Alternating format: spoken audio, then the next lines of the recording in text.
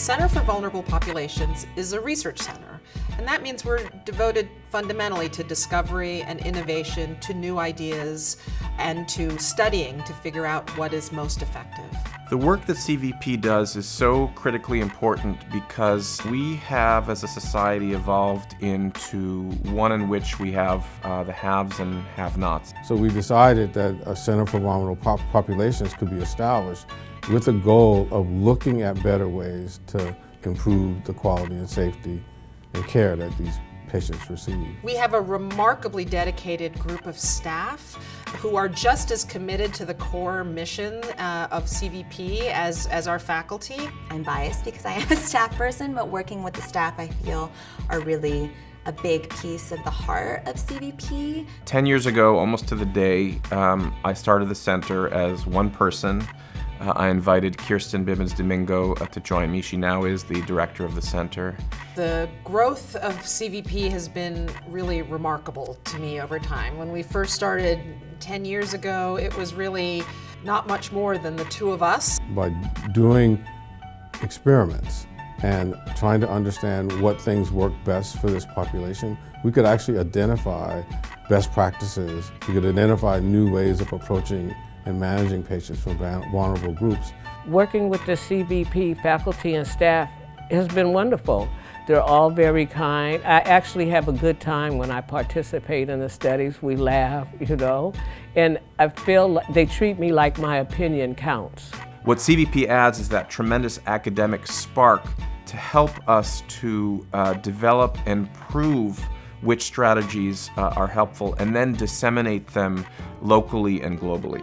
There is concern in the community about research, and I think underrepresented minorities who in the past have been discouraged to participate in research studies will actively jump forward and come forward and want to participate if we show them that we care. And the center and the people who work in the Center for Vulnerable Populations, they know that probably more than anybody. I've been a volunteer for the Center of Vulnerable Populations as a patient, bringing in the perspective of a patient.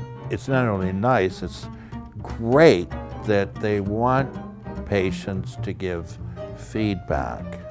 The statistics that researchers offer are tremendously important, but unless they're attached to individual stories that people can understand and see, they tend to get lost. Because of their title is Center for Vulnerable Populations, I didn't realize that I'm part of the vulnerable population, and they reached me and they helped me, so if they keep on doing the work that they're doing, they can reach others and help others too.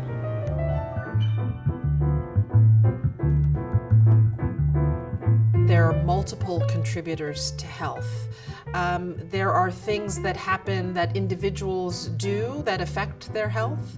The types of health policies, environmental policies, housing, education policies that all ultimately have an impact on an individual and their community and how they achieve health. Our faculty and staff have been tremendously effective in partnering with community-based organizations. We have Eat SF as a wonderful example of trying to eliminate food insecurity in San Francisco and thereby reduce the prevalence and incidence of type 2 diabetes. My income is just under $1,000 a month. Over the course of a month, I don't even think that I have $1 a day to buy food. A social worker I know talked to me about Eat SF. I applied for it and was accepted.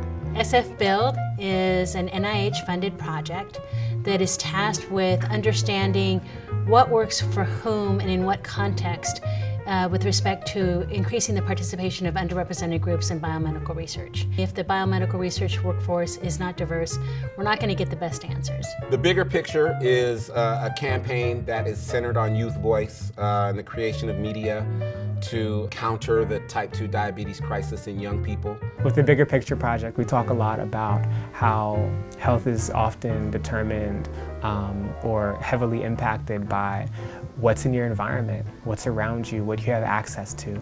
I want us to be taking on bigger projects, bigger ideas, and things that involve multiple faculty contributing their expertise. If we could harness all that together, I think that we could set and achieve a very clear goal.